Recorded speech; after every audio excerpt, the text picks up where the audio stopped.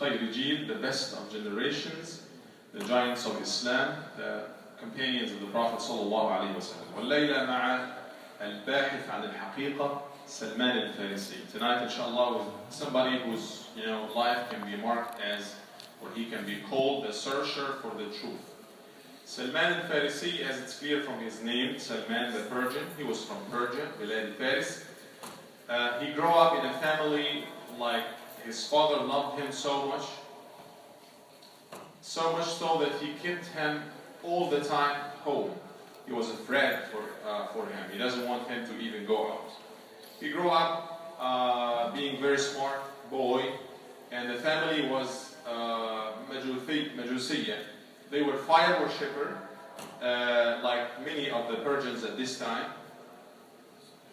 And at a certain point when he grew up, he was asked, or he was, his job was to stay next to the fire and keep it, lit all the time, because they have to keep it on all the time because they worship it. That's for them, it's like God or something.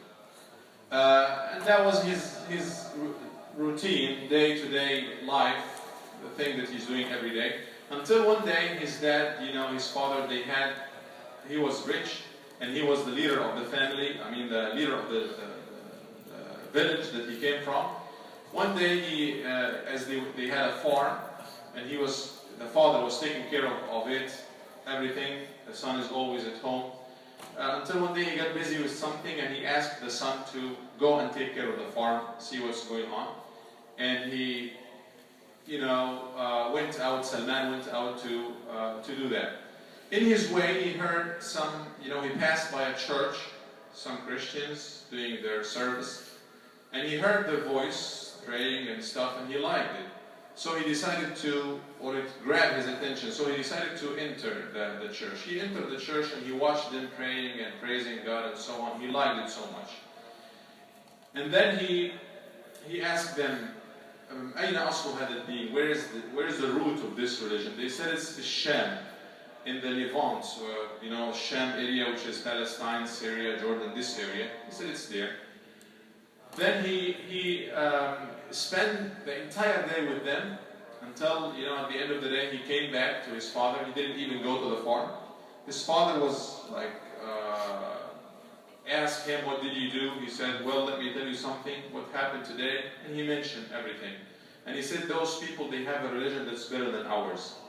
And his father was shocked. He said, what are you saying? This is the religion, the religion of your fathers and forefathers. This is the best of religion, and you should never say anything like that. And he decided to keep him home, to lock him at home from that time, and even put chains in his feet. He doesn't want him to be exposed to anything like that. He stayed there for a while, but he was able to send somebody to the people in the church and tell them, well, if any group, merchants, come to you from Sham, let me know. Sometime later on, a group came from Sham, and they sent somebody to tell him secretly, and then he told them, well, when it's time for them to leave, let me know. And they told him after a few days or so that they are leaving.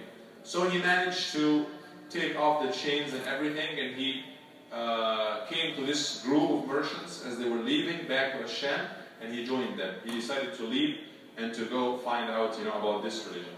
He traveled with them all the way to Sham. When he reached Sham, he arrived in there, and then he asked, who is the best person in this deen? He said he's the leader of the church, the bishop or something. He decided to go and join him, and he mentioned his story, and he said, I like this religion, and I just want to stay with you so you can teach me the religion, and I learn from you, and I serve you and everything. He stayed with him, and then he found him. قال فوجدت, Salman was speaking. All of this long hadith is narrated by him. He's mentioning his story. He said, فوجدته يعني شر الناس. I found him the most evil person. He was asking people to donate for sadaqah, so he would collect the money and give it to the needy and poor, but he was actually taking it for himself.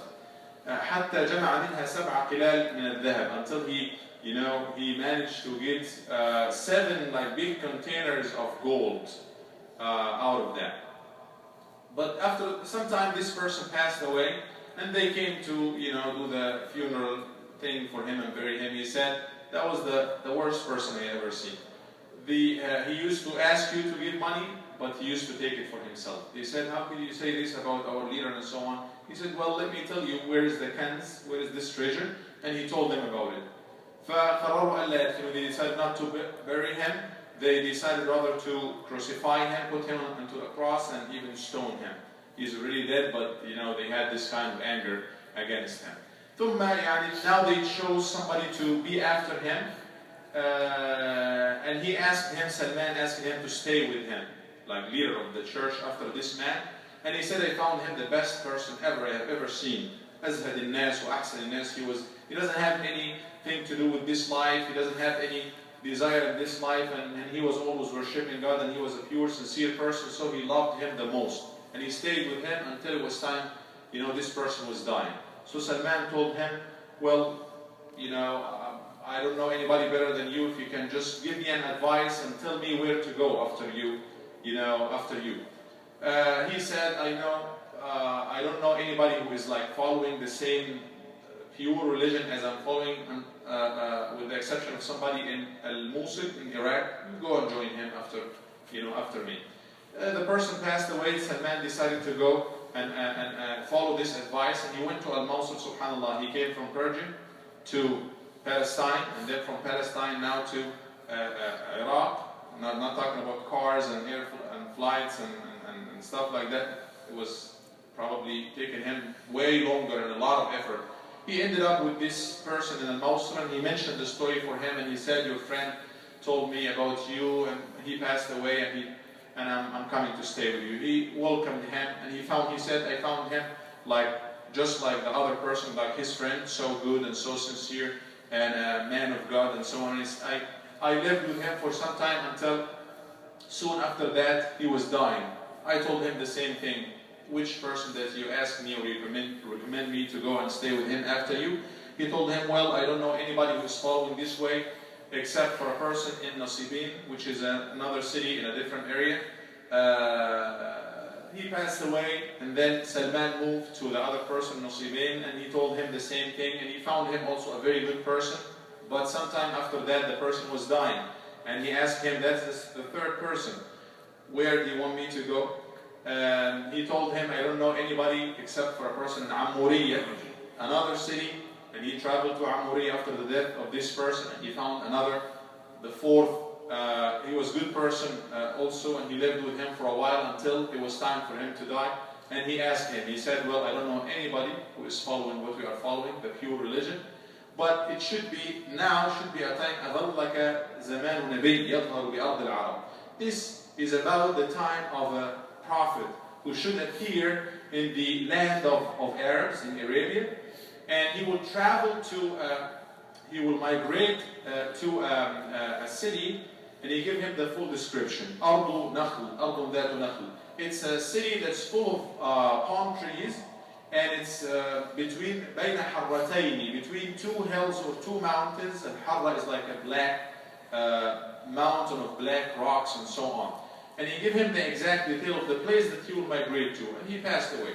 He said, as I was staying with this last person, I managed to make some money, and the money wasn't, I got some cows, and I have only one sheep. I stayed after him in Amuriya for a while until I saw some Arabs, merchants who were there. He said, well, he offered them, I give you all of my money, which is all of these cows, the few cows I have, and this sheep, and you take me with you. That's going to be the fare I'm paying you. Take me with you to the land of Arabs and so on. He went with them. قال فغدروا بي إذا كنا حتى إذا كنا بوادي القرى غدروا بي. Until they took him and they promised him they would take him to Arabia and so on. But when they were halfway, they betrayed him. At this time, a human being, a man or woman, that was considered as a commodity in itself. So they sold him. They captured him and they sold him as a slave for a Jewish person. And this Jewish person took him home, and then his cousin, the cousin of this Jewish person, he was like strong, physically strong. He liked him and he offered to buy it from his cousin. He bought it, And this man was from Banu Qurayza. Banu Qurayza used to live in Medina. And he took him back with him to Al-Madinah. He ended up being in the place that he was looking for, even though a lot of drama happened along the way. قال فعرفتها. The minute I saw this city, he was so happy, even though he was taken as a slave while he was not one, and his life drastically changed, but he was happy that he will finally, he's finally in the place that he's supposed to be. He stayed there, and he was working like in his master used to have a big palm tree farm, and he was working there in it. Until one day he was working on top of the palm tree, and his master was right under it, and one of his friends, his cousin or something, came to say, well, crazy tribes are all being gathered in Quba, claiming that a prophet is coming, migrating to our city. He said, Salman said, I was above the palm tree, and hearing that, I was about to fall down. I was not like, it was like a big surprise for me. That's what I have been waiting for years now. But he managed to grab it well, and he came down, he descended, and he asked this visitor, the cousin of his master, he said, could you please say what you said again, repeat what you said? Then his master kind of poked him hard, and he said, you have nothing to do with that, go and finish your work. He finished his work until it was night. He got some dates. I forgot to mention something. When he was the last person in Amuriya, the Christian person, who told him that it's about the time of the Prophet will appear, he gave him the description of the land of this Prophet that he will migrate to, and he gave him the description of the Prophet himself. He said 3 things. He does not eat from the sadaqah, charity, he does not eat from it. He does accept the gift, and he has the seal of prophethood, and he told him about this seal, which is between in his back, the upper part of his back, between his 2 shoulders from behind. He gave him the exact sign of it. So when he heard about this, he decided like at night to take some tamr with him, some dates, and he came and he said, you are a group and strange group of traveling people who came here, and you and your friends probably are in need of that, and I was preparing this as sadaqah, charity for those who are in need, and I'm giving it to you, that's yours. And he saw the Prophet ﷺ, he didn't eat from it, but he invited his friend to eat from it. He said, well, you eat, and he didn't eat. He said to himself, that's the first. Sometime after that, say a week or 2 or something, after the Prophet ﷺ came to Al-Madinah, he first came to Quba and then moved to Medina. Quba is in the suburbs of Medina. He came to him again and he said, well, now I'm coming to you. First time you didn't eat from what I brought, so that's a gift. I'm bringing a gift for you. And he was the first one to eat from it, the Prophet ﷺ, and he invited his friends as well. And he said to himself, this is the second sign. Then sometime after that, he came to visit the Prophet ﷺ, and he said it was he was in a burial, funeral of one of his friends, and he was sitting on the grave. So Salman came and gave salam and greeted them and everything. But it looks like he was looking for something. He was going around the Prophet ﷺ trying to look at him, and the Prophet ﷺ understood what he is looking for. So he decided to just take his clothes, off a little bit, so to uncover his shoulder from behind, and he showed him the seal of prophethood. فَأَكَبَّ عَلَيْهِ يُقَبِّلُهُ رَضِيَ اللَّهُ عَنْهُ وَصَلَّى اللَّهُ عَلَى نَبِيِّنَا صَلَّى اللَّهُ عَلَيْهِ وسلم. He, right away when he saw the seal, he started like hugging the Prophet ﷺ and kissing him from everywhere. And the Nabi ﷺ called out, "Tahawwal, come other way so I can talk to you." He came and he mentioned the entire story from the Prophet ﷺ, and the Prophet ﷺ admired it so much. Somebody who was ready to give up his fancy life. He came from a rich family and traveled from city to city, talking about 3, 4, 5 cities, and he ended up being sold as a slave and all of these things. He mentioned his story, and he asked him, and Nabi ﷺ after that, to mention his story in front of everybody, and he mentioned it to the companions, the friends of the Prophet, who all were amazed about that, and they kind of welcomed him and accepted him, and he accepted Islam. Then he said, "Katib ya Sulaiman." Katib, like if a master is making mukataba, he makes like a contract with his master that he pays him something, whatever they agree on, for his freedom. He went to his master.